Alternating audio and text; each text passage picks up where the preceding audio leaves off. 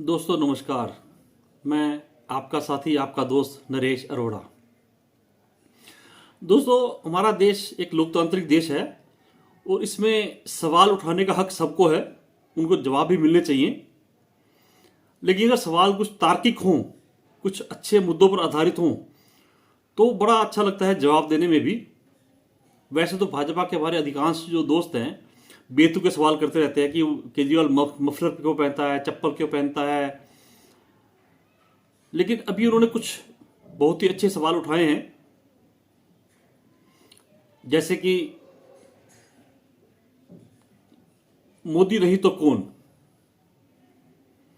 और उनसे भी अच्छा सवाल जो उठाया है, और ये सवाल सिर्फ भाजपा के मेरे मित्रों का ही नहीं है, हमारी आम आदमी पार्टी के बहुत सारे सदस्यों के मन में भी सवाल है कि कांग्रेस को साथ में गठबंधन क्यों, या इन बाकी पार्टियों के साथ में लालू प्रसाद यादव, मायावती, इन सब के साथ में गठबंधन कैसे कर लिया केजरीवाल ने, जो कि हम पहले ही उनके पूरी तरह विरुद्ध थे।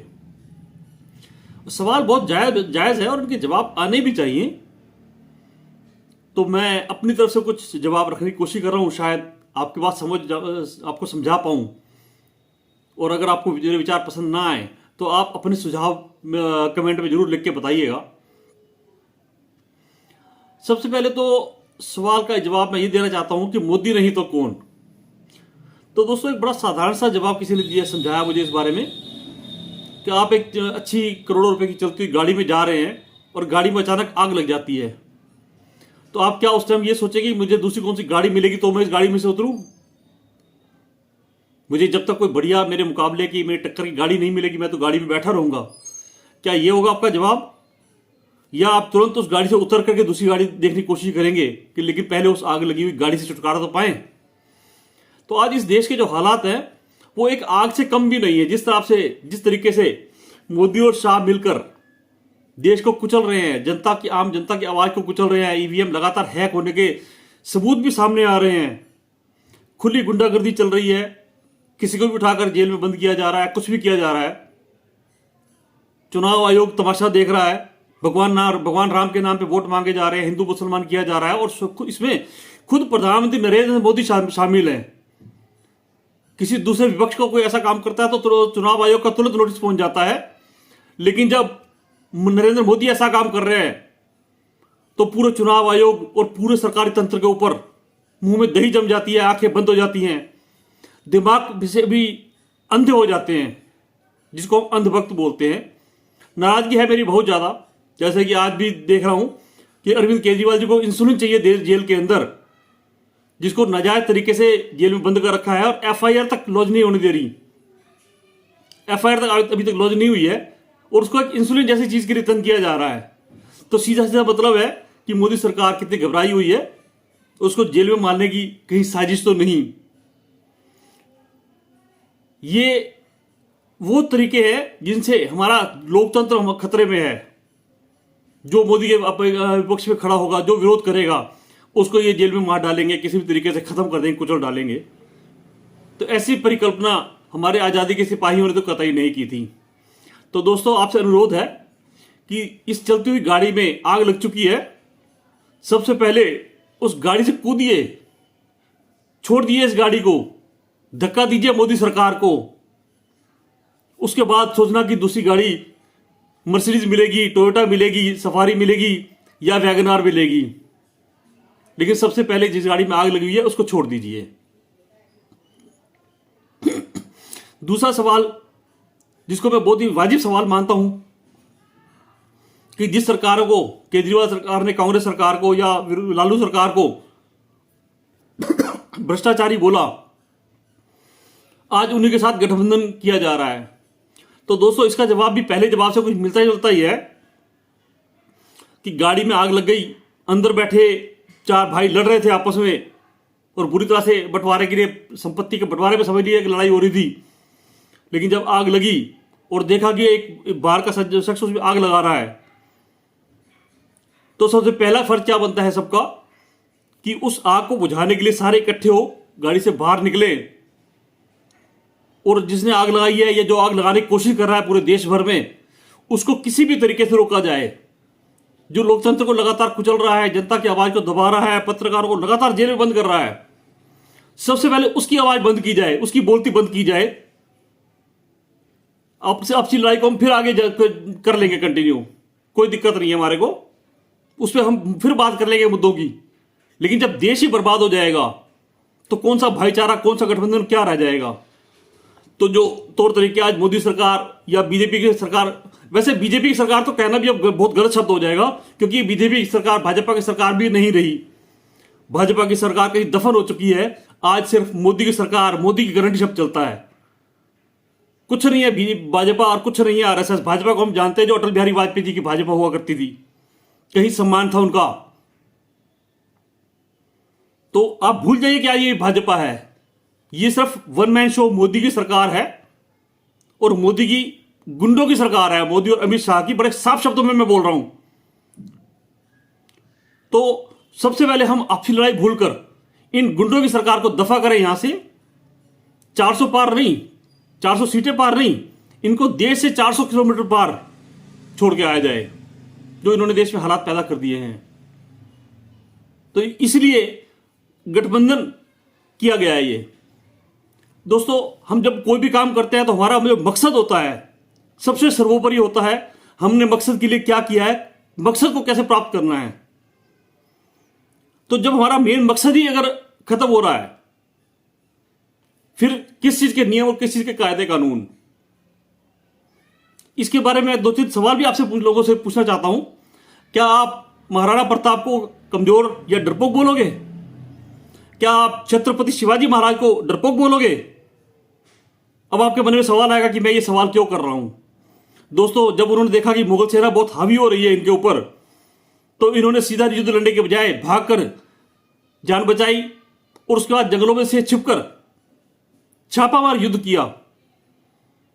मकसद सबसे बड़ा कि इनको किसी भी तरीके से कब्जा करने से रोकें, जान बचाएं अपनी, ताकत को दोबारा इकट्ठा करें, ताकि जनता को इनकी गुंडागर्दी से छुटकारा दिलाया जा सके। तो वो डरपोक नहीं थे। झांसी की रानी अगर किला छोड़कर भागी थी, डरपोक नहीं थी। वो आखिरी सांस तक लड़ी। ना झांसी की रानी डरपोक थी, ना महाराणा प्रताप डरपोक थे, ना छत्रपति शिवाजी महाराज डरपोक थे। उनके जैसे शूरवीर कोई नहीं हुए। तो जब मकसद को सर्वोपरि जो आज रख के केजरीवाल जी काम कर रहे हैं और उनको किसी मजबूरीवश बाकियों से गठबंधन करना पड़ रहा है, तो उसमें क्या बुराई है? कम से कम मेरी सोच तो यही कहती है। मैं भूला नहीं हूं, मैं भी कभी कांग्रेस का समर्थक नहीं रहा बहुत टाइम से। कभी दिया करते थे वोट कांग्रेस को 80 के दशक में, 75 के दशक में। लेकिन पिछले कई सालों से इनके भी जो देखे हमने परिस्थितियां, लेकिन आज हालात ऐसे हैं कि कांग्रेस सरकार के ऊपर इल्जाम लगते थे, प्रदर्शन होते थे, तो इस्तीफे भी होते थे, गिरफ्तारियां भी होती थी। लेकिन इनके राज में क्या हो रहा है? इस्तीफे से छोड़ दो, जो प्रदर्शन करेगा उनको उठा के जेल में बंद, खुली गुंडागर्दी। जज लोया की मौत आज भी सवालिया घेरे में है। हमें याद है अच्छी तरह आज भी अन्ना आंदोलन, जब इनके कांग्रेसी नेता बोला करते थे कि हिम्मत है तो इलेक्शन लड़ो, चुनाव लड़ो, जीतो और कर लो काम। ये केजरीवाल सरकार ही थी, केजरीवाल जी ही थे, उनकी पूरी टीम थी, जिन्होंने ना सिर्फ उनकी चुनौती स्वीकार की, चुनाव लड़े, जीते और नई राजनीति शुरू की। और नई राजनीति का जो असर है वो आज दिखने भी लगा है कहीं ना कहीं। सभी के घोषणा पत्रों में, यहां तक भाजपा के घोषणा पत्र में भी दिखाई देता है वो राजनीति का बदलाव। जब वो स्कूल बनाने की बात करते हैं, कभी कभी गलती से, अच्छे अस्पतालों की बात भी गलती से कर जाते हैं, 200 यूनिट बिजली, 300 यूनिट बिजली राज्यों में फ्री देने की बात करते हैं, तो ये कहीं ना कहीं केजरीवाल की अच्छी राजनीति का दबाव है इनके ऊपर, जो करना चाहते हैं। केजरीवाल और उनकी टीम अगर डरपोक होती तो आज जेल में नहीं, भाजपा की वाशी में धुलकर पवित्र हो चुकी होती और भाजपा में शामिल होकर मजे कर रहे होते। तो कैसे मान ले केजरीवाल डरपोक है? कैसे मान ले इनकी टीम डरपोक है, कमजोर है, भ्रष्टाचारी है, जबकि इनके ऊपर अभी तक एफआईआर भी नहीं है। 2-2 साल हो गए इनको सबूत ढूंढते हुए, कोई सबूत नहीं, 1 रुपए का मनी टेल नहीं मिला। तो कैसे मान ले भ्रष्टाचारी है? और हम कैसे ना माने मोदी सरकार और दोनों अमित शाह डरपोक हैं कि उनको जमानत भी नहीं लेने दे रहे, आरोप लगाए हैं, आप सबूत इकट्ठे करो, सजा दो। लेकिन ये कौन सा कानून कहता है कि तुम उनको चुनाव लड़ने से रोकने के लिए जमानत नहीं होने दोगे, फिर उनको दवाई की जरूरत पड़ेगी तो इंसुलिन भी नहीं लेने दोगे? ये खुली गुंडागर्दी नहीं तो क्या है? ये लोकतंत्र की हत्या नहीं तो क्या है? मेरे विचार में ये केजरीवाल का बहुत ही सोचा समझा और बहुत जबरदस्त डिसीजन था कि एक बार कांग्रेस जैसे विरोधियों से हाथ मिला लो, लेकिन इनको गुंडों को खत्म कर दो। क्योंकि अगर मोदी सरकार का जो रवैया है, ये लोकतंत्र से नहीं चलते। इनका एक ही मकसद है, किसी भी तरीके से विपक्ष को चकनाचूर कर दो, कुचल डालो। ऐसे कोई लोकतांत्रिक देश नहीं चलता। लोकतंत्र में सरकार होती है, मजबूत होनी चाहिए सरकार, लेकिन विपक्ष भी उतना ही मजबूत होना चाहिए। ध्यान रखना, मैं इस शब्द को बड़े सोच समझ के बोल रहा हूं। कल को अगर गलती से या किस तरीके से केजरीवाल की सरकार भी बनती है तो भी उसको विपक्ष मजबूत देना, ताकि सरकार के ऊपर हमेशा सवाल उठाए जा सके, उनके कामों को लगातार सवालों के घेरे में रखा जा सके, ताकि वो गलती ना करें, डरे गलती करने से, घबराएं गलतियां करने से, गलत काम करने से बचें। जो कि आज मोदी सरकार में कहीं वो डर नजर नहीं आ रहा। हां, अब जो पहले चरण का चुनाव हुआ है उसके बाद तो मोदी का डर भी साफ नजर आ रहा है। अपने मुद्दे नहीं है, 10 साल काम होने के बावजूद भी, 10 साल सरकार चलाने के बावजूद भी इनके पास 2 काम ऐसे नहीं है गिनवाने को जो जनता के सामने जाके ये कह सके कि हाँ जी हमने ये काम किए हैं, हमें इनके मुद्दों पे वोट दो। क्या बोल रहे हैं? कांग्रेस का घोषणा पत्र क्या है? उसमें मुसलमान है, उसमें तुम्हारी संपत्ति बेची जाएगी, उसमें तुम्हारा मंगलसूत्र बेच दिया जाएगा। क्यों नहीं बात करता अपनी जीएसटी के ऊपर जो तुमने लागू की? बोलो राम मंदिर के ऊपर, मांगा वोट 370 के ऊपर। हिम्मत नहीं है तुम्हारी, क्योंकि तुम्हें जनता के काम तो करने ही नहीं है, ना तुम्हें कोई नियत तुम्हारी करने की। तुम्हारी एक ही नियत है, जनता को झुंझुना दो और सारा पैसा उठा करके अडानी अंबानी को दे दो। तो जनता से मैं खुलकर अपील करता हूं कि इस बार वोट भाजपा के विपक्ष में दो, विपक्षियों को दो, चाहे कोई भी हो, लेकिन मोदी सरकार को तो मत दो। मैं फिर बोलता हूं, मैं नहीं कहता कि कांग्रेस सरकार की बहुत अच्छी सरकार है या लालू सरकार के समर्थन में आज भी नहीं हूं। मैं अन्ना आंदोलन के समय से मैं इनके समर्थन में खड़ा हूं, और आज कई लोग अन्ना आंदोलन का भी कहते हैं कि गुरु को धोखा दे दिया। डरपोक था अन्ना हजारे, जो उन्होंने कांग्रेस की चुनौती स्वीकार नहीं की। कांग्रेस साफ चुनौती थी कि इलेक्शन लड़ोगे, चुनाव जीतोगे, तभी आप कुछ कर पाओगे, और अन्ना हजारे वहां से भाग खड़े हुए।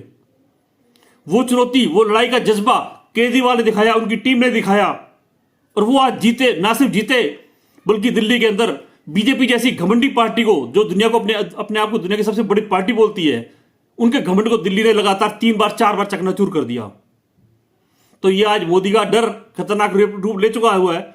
ये देश में दंगे भड़काने के साथ बहुत कुछ करने का शक है, ये कुछ भी कर सकते हैं। जैसा कि हमारे एलजी, हमारे जम्मू कश्मीर के गवर्नर सत्यपाल मलिक जी कह चुके हैं कि उनके ऊपर पूरा शक है कि कुछ भी कर सकते हैं चुनाव जीतने के लिए।